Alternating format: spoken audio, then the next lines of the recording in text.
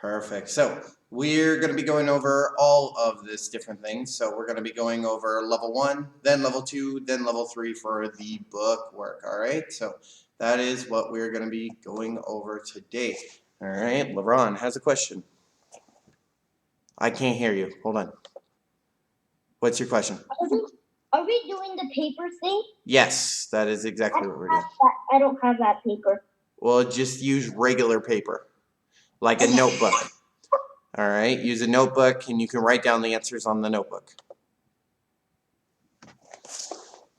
Sweet! So we're gonna start with level 1. All right, I'm just gonna put this in the corner like an indicator. Level 1. So, level 1, you guys are on chapter 2, which is the law of the big picture. The law of the big picture. Now, this one is very, very important. The goal is more important than the role. If you think you are the entire picture, you will never see the big picture. What that means is if you only focus on yourself, if you only focus on you and everything that you are, you're never going to see the big picture. You're never going to see all the big things that are going on around you. You're not going to be able to see what goals that are bigger than you. All right, that's what that means. Now, how to become a more unified team. How to become a more unified team. So, number 1 is blank up at the big picture. Blank up at the big picture. This one is look. Look up at the big picture. Paint the picture for your team. Without vision, they will not find the desire to achieve the goal. So what that means is whenever we're doing anything, if your team doesn't have a clear picture of whatever the goal is, then they're not going to want to do it, right? They're not going to be like, they're going to be like, I don't need to work on that. That's okay, right? So take karate, for instance. You guys all know what the goal is. The goal is to get to your black belt. You know exactly what it looks like. You see it around the school every time you're here, and we wear them, and you guys are doing everything to get better, right? That is what it is talking about. You're looking up at what the big picture is. You're looking at the goal. Number 2, blank up the situation. Blank up the situation. This one is size.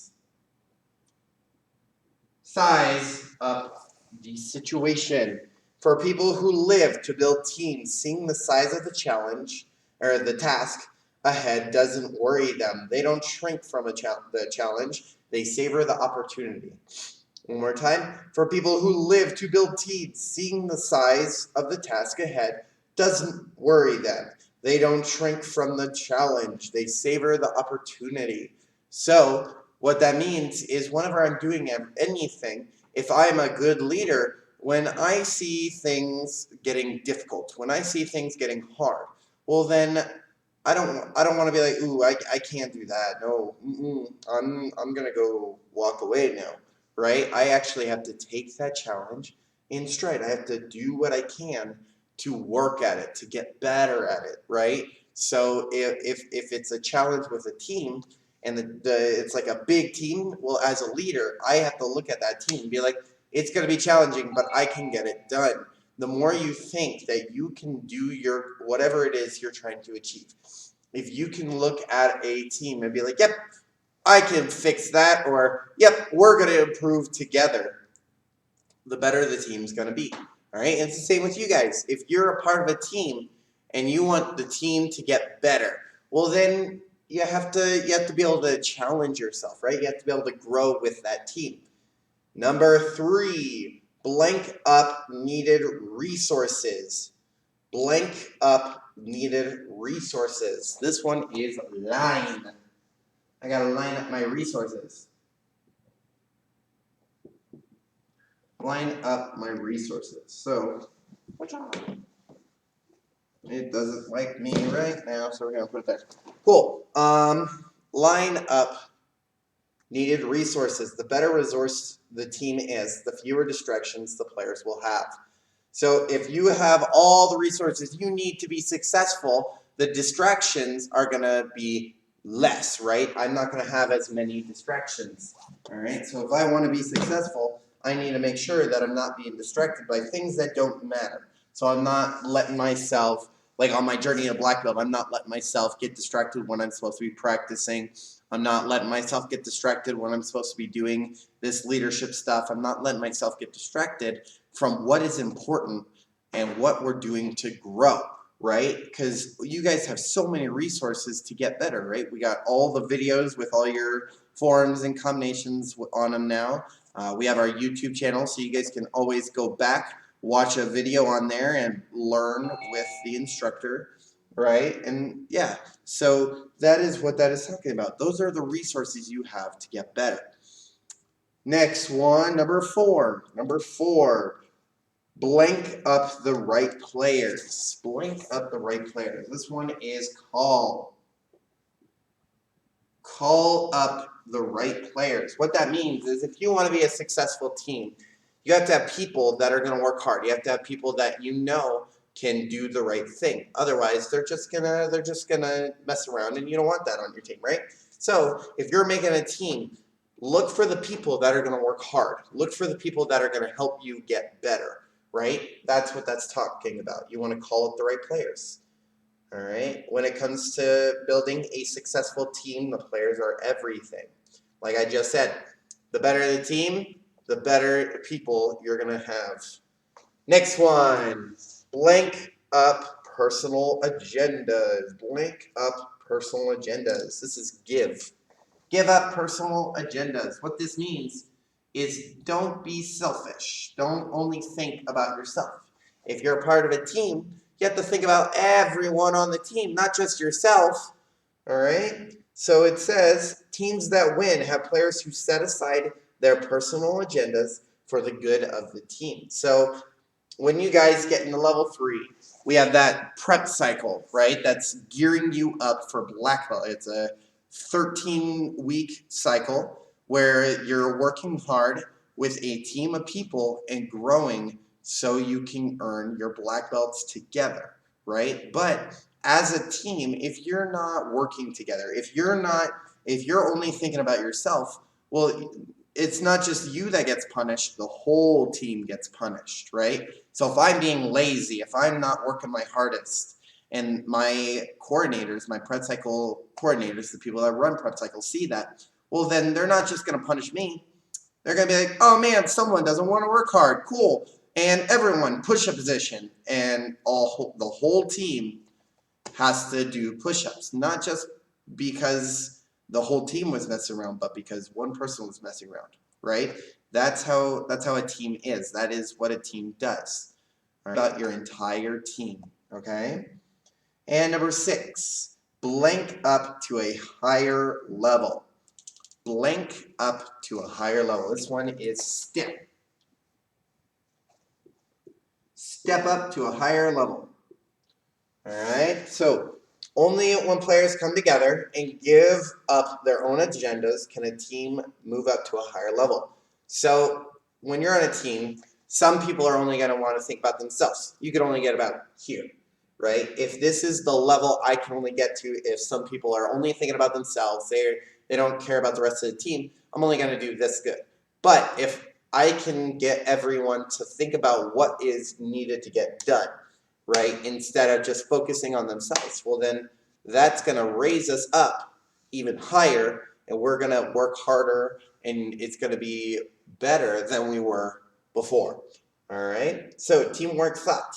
When you see the big picture correctly, you serve the team more quickly and becoming a better team member. So this is the question for you guys, level 1. What goal in your life is bigger than you are? What goal in your life is bigger than you are? Think about that for me, and I want you to write it down. All right, level 1, you're going to write it down. All right, and then the second part of that is, are you currently participating in something greater than yourself? Right, that's what I want you guys to answer. All right, one more time, those questions are, what goal in your life is bigger than you are? And the second one is, are you currently participating in something greater than yourself? Good. All right, other than that, level 1, you guys are free to go. Have a good afternoon. Excellent job, you guys. You did amazing. I'll see you guys in class later today. And then same thing, Clayton, you're good to go too, sir. Thank you for coming and joining with me. All right, and let's see. I don't have any level 2 with me now. All right, well.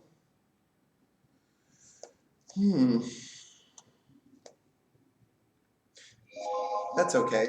We're going to go straight into our level 3 stuff then, because I have a level 3 student here and 0 level 2 students. All right, so yeah, Antonio's here. So if you are level 2 and you're watching this YouTube video, go back to yesterday's video, which is the 29th. All right, so 4-29, and listen to that. Hello, hello. Never mind, we're going back to 21 laws. So, 21 laws. We're going to be doing that next. All right, so 21 laws. We are on chapter 9, which is the law of magnetism. The law of magnetism. Now, this one is really important because it doesn't just have to do with here at the karate school or anything like that. This rule, this law, can be used anywhere at all, right? If I want to make new friends, if I want my friend, if I don't think my friends are a good fit, well then the law of magnetism kind of goes along with that. All right, and it goes with everything. So if you're trying to get a job in the future, the law of magnetism can kind of tell you how people are going to act. All right, so the law of magnetism, it says who you are is who you attract. Who you are is who you attract. All right. Effective leaders are always on the lookout for good people. Effective leaders are always on the lookout for good people. All right. The phrase that it has on the page is "birds of a feather." This one's pretty easy. It's "flock together." Birds of a feather flock together. It's a pretty common phrase that people use. It means that people with the same attributes are going to want to they're going to come together and work together and be together, right? That's basically what it means. So, or if you have the same stuff, people with other stuff that's the same and the same stuff. Yes, stuff. Awesome stuff. All right, so common characteristics. So I'm gonna go through them, kind of explain them a little bit for you guys. So common characteristics, these are the things that you can attract, right? So if you have certain characteristics that are on this page, then people with the same characteristics are gonna come and they're gonna you're gonna attract those kind of characteristics, all right? So the first one is generation. Generation is the first one. Now, this basically means your age group, the people that you're kind of in that bubble, right? So for like me, all my friends are people around my age, right? So everyone that kind of in maybe 1 or 2 years above and below me, that's kind of my generation that that most of the people that I attract are in that age range, right? Of course, I have a few outliers. So like Mr. Ogle and Miss Ogle, I'm like 4 years older than them right now. Yeah, they're a little outside of they're the outliers. They're my friends, but it's also because I work with them, I'm with them a lot, and we have fun, right? So, and that's kind of how that works. So that's the first characteristic that you guys kind of attract, is that kind of generation in that area. All right, the second one is attitude. Attitude. This one I want you to write down because it's important.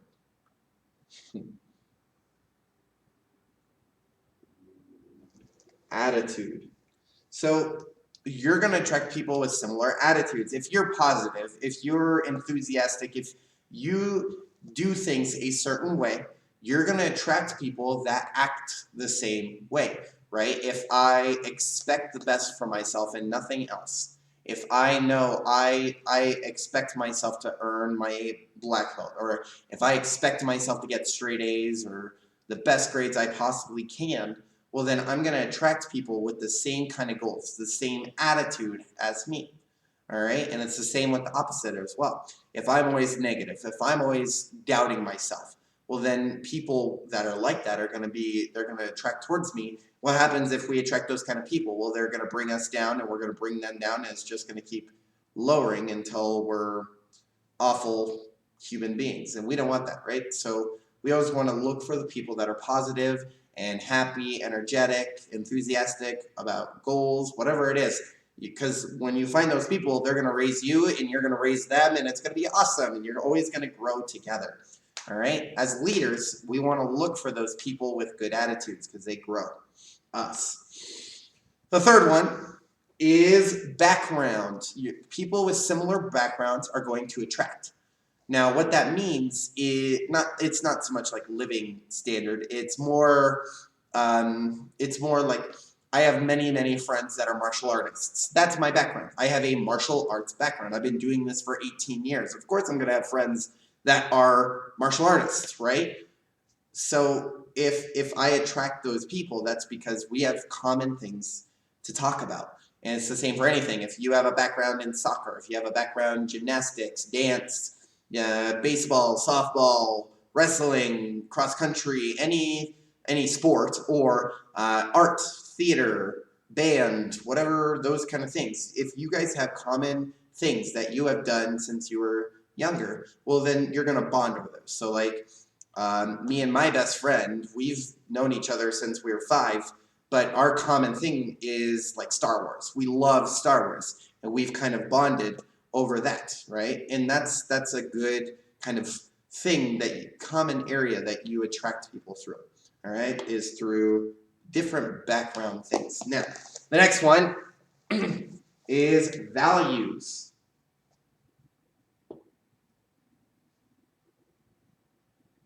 You're going to attract people with similar values. So if you value honesty, if you value integrity, any of the words we use here at the Karate School, so again, honesty, modesty, courtesy, integrity, perseverance, self-control, indomitable spirit, any of the words that we say in our Black Belt Creed or in our student creeds, if you value, again, like I value honesty above all else. I want people to be honest with me, and so I'm going to be honest with them. That's the values that are attracted, right? So if you're looking to get people on your team, or you're leading them, or it just in general, like your friends, you're going to attract people with the same values as you. So if you value honesty, like I was saying earlier, well then people that are honest are going to be around you. If you value discipline, then people with lots of discipline are going to have good, happy energy. Well, then you're going to attract people with that same kind of energy. You're going to attract them naturally, because if you're always smiling, if you're always happy and energetic, they're going to see that, and they're going to want to be around you because, well, you're always happy. You must be having a good time all the time. All right, and that's how you get people with the same kind of attitude to attract. Or if they're kind of lower, well, you can pick them up and bring them to your level, right? That's the energy side of it. The next one is giftedness. Giftedness. So you're going to attract people with the same kind of giftedness as you. So if you are really good at math, well, a lot of people, if you're good at math and another person's good at math, well, then you're going to get together and start talking and hanging out more. And yeah, so that's what I mean by giftedness. So again, I have a lot of martial arts friends. Why? Because we can sit and talk about martial arts, or we can stand up and train together and do karate, martial arts, whatever it is, and get into it for hours. Why? Because we have the same giftedness.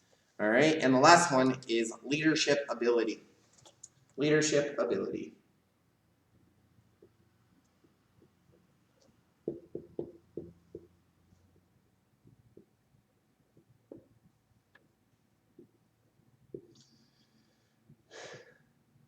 This one is pretty tricky. Now, you're going to attract people with a good, like if you're a really good leader, you're going to attract people that want to follow you just like that, right? If I'm like, hey, let's go this way, people are going to want to follow me. Why? Because I have a very strong leadership ability. All right, and it's the same for everything. If in your friend group you're the person that's always being like, hey guys, let's get together, or hey guys, let's do this. Let's play video games. Let's watch a watch a movie, whatever it is. If you're the person that does that, most people that are trying to like pick up their game are going to want to follow you, and that's just how leadership works, right? So you're going to attract people with your leadership ability. All right, and so the application. This is the bottom. Number one, what qualities do you want your teammates to have?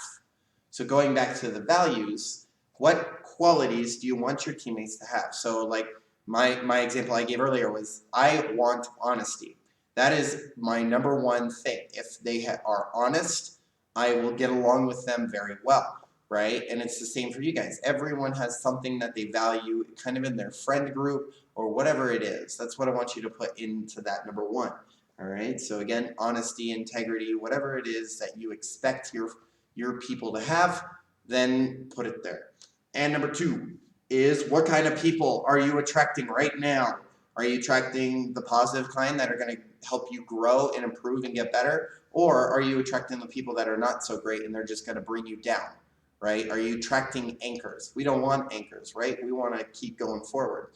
So if we're attracting anchors, we need to either one, help them out of that and bring them up to us, or two, drop the anchor, get rid of it, and keep going forward.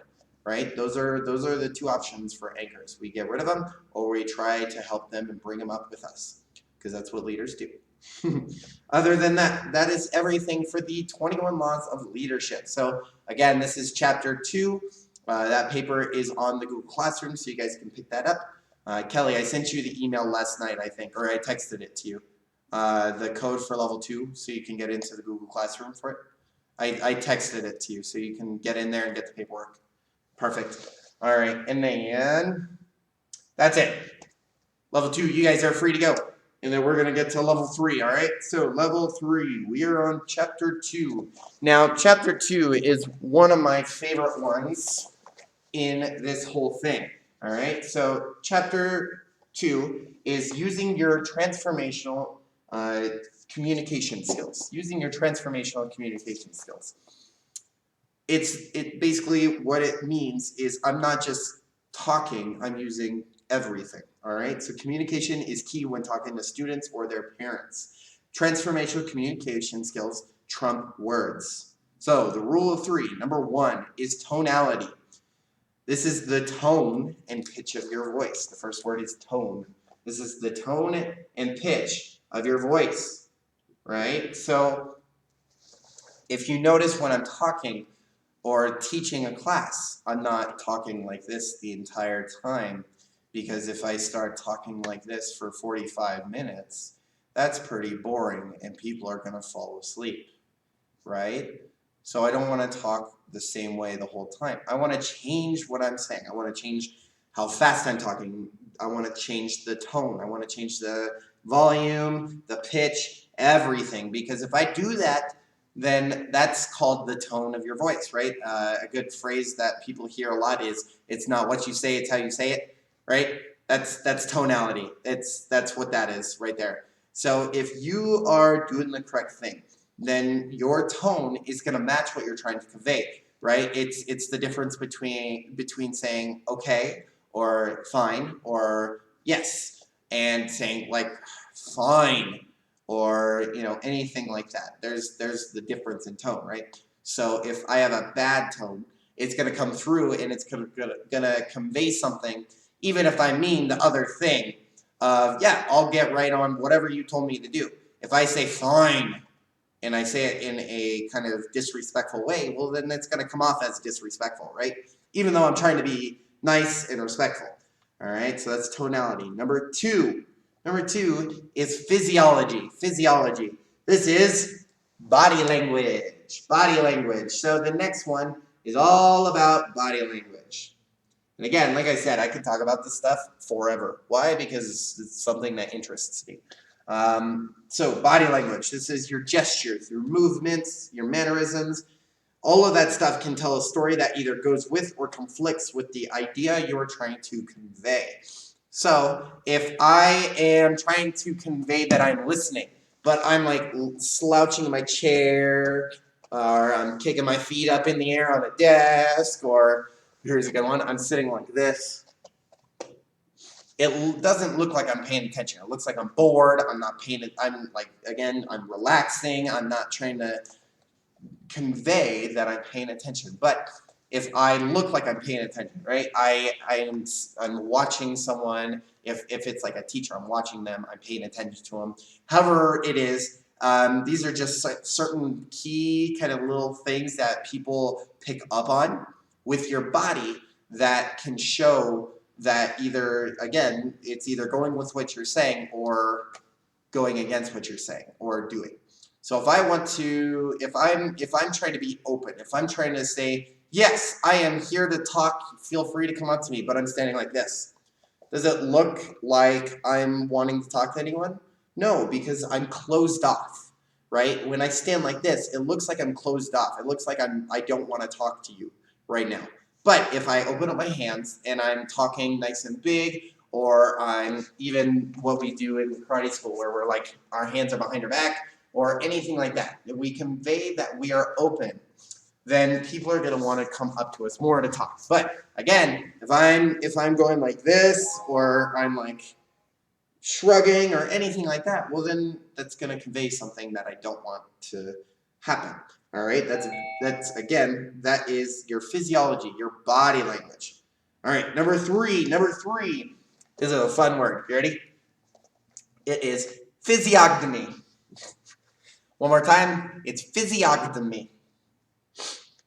This one is the language of your face. This is the language of your face.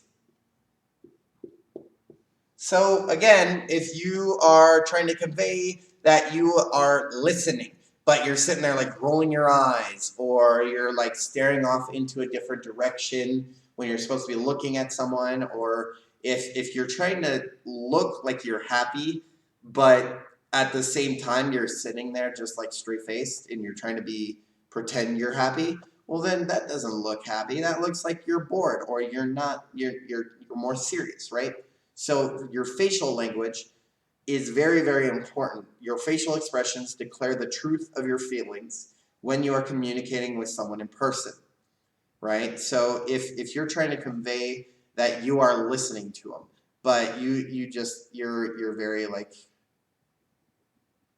just sitting here all kind of relaxed and looking like you're bored, people are not going to want to talk to you because, again, you don't look like you're paying attention. But if you're focused on them, you're looking them in the eyes, and you're paying attention wholeheartedly, there's a different kind of facial expression you get, right? And some people, it's a different than others. So, like me, when I get really, really angry, I start smiling super weird and big from ear to ear, but my eyes are completely different. My eyes look like I'm mad, right? And for some people, they just get really quiet. Some people, their whole face kind of encloses close together. Some people, you see them scowling. It just kind of depends, right? And this is your facial language. This is the language of your face. So if you want to get a message across, your face has to match what you're saying, and it has to match your body language, all right? So going down the list, always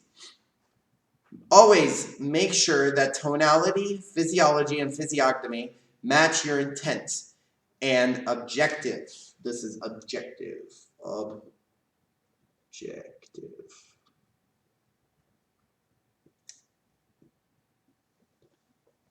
Objective. Yes.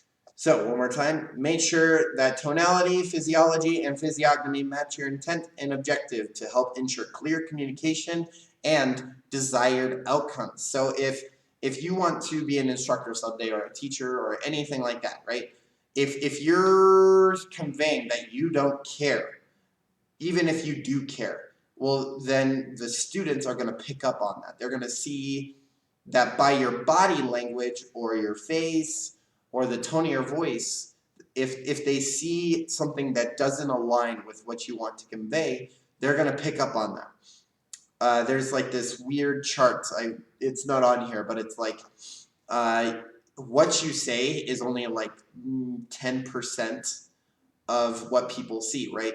They see more of your body language and more of your facial language than they do your voice. So again, if I'm standing like this and I'm talking to someone, it looks like I'm being closed off, right? I don't want to talk to them.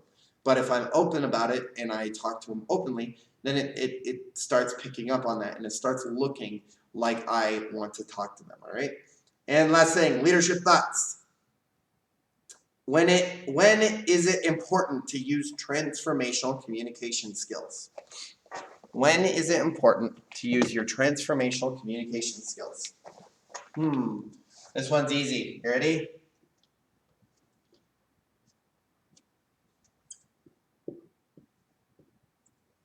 Always. You should always use your transformational communication skills, right? If I am, again, talking to my parents, and I say something in a way that makes it sound like I'm being disrespectful, well then what do your parents do usually?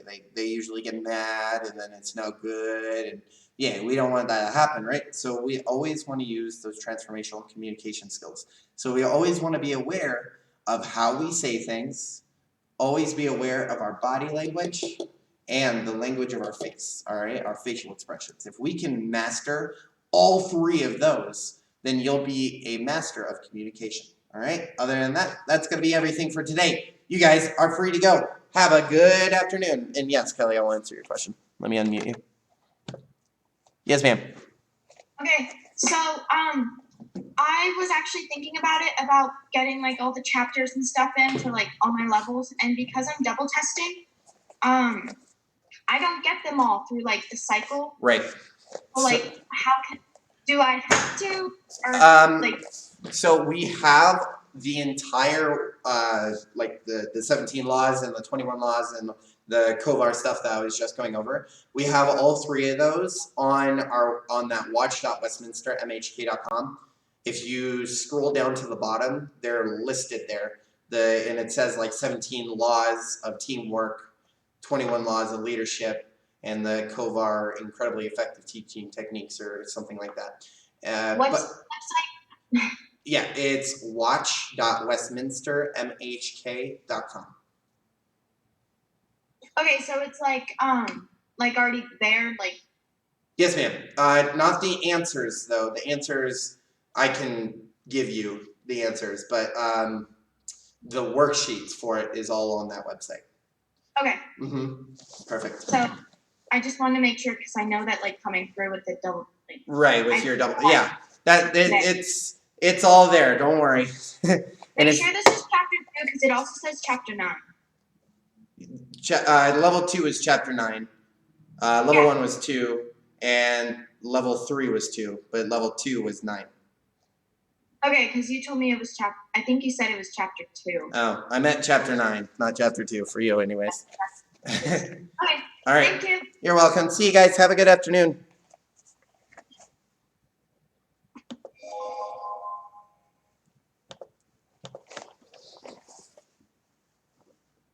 Hi, Carter.